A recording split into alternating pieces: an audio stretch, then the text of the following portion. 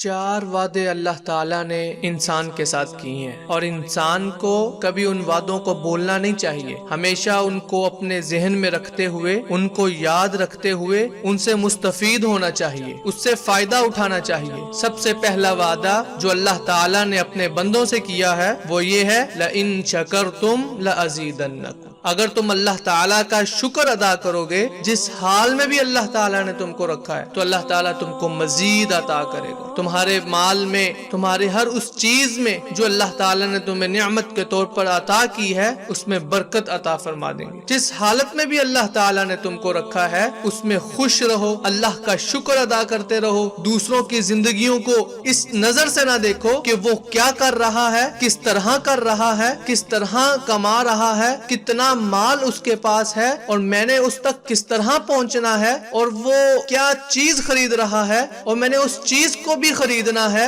اس کے برابر جانا ہے۔ اس چیزوں کو مت سوچئے، جس حال میں بھی اللہ تعالیٰ نے آپ کو رکھا ہے اللہ تعالیٰ کا ہمیشہ شکر ادا کرتے رہیں تو اللہ تعالیٰ کا یہ جو وعدہ ہے لَإِن شَكَرْتُمْ لَأَزِيدَنَّكُمْ، آپ اللہ کا شکر ادا کرو، اللہ تعالیٰ آپ کو مزید عطا فرمائیں گے۔ دوسرا وعدہ جو اللہ تعالیٰ نے اپنے بندوں سے کیا ہے وہ وعدہ یہ ہے کہ فَاذْكُرُونِي أَذْكُرْكُمْ، تم اللہ تعالیٰ کو یاد رکھو، اللہ تعالیٰ تم کو یاد رکھے گا۔ تیسرا وعدہ اللہ تعالیٰ نے اپنے بندوں سے یہ کیا ہے کہ تم اللہ تعالیٰ کو پکارو، اللہ تعالیٰ سے مانگو، اللہ تعالیٰ تم کو عطا کریں گے۔ تمہیں جس چیز کی بھی ضرورت ہے، جس چیز کی بھی حاجت ہے، اس کے لیے اللہ تعالیٰ سے مانگو، اللہ تعالیٰ کے سامنے سربسجود ہو، اللہ تعالیٰ تمہیں وہ چیز عطا فرما دیں گے۔ چوتھا وعدہ جو اللہ تعالیٰ نے اپنے بندوں سے کیا ہے وہ یہ ہے وَمَا كَانَ اللَّهُ مُعَذِّبَهُمْ وَهُمْ يَسْتَغْفِرُونَ، جب تک تم اللہ تعالیٰ سے استغفار کرتے رہو گے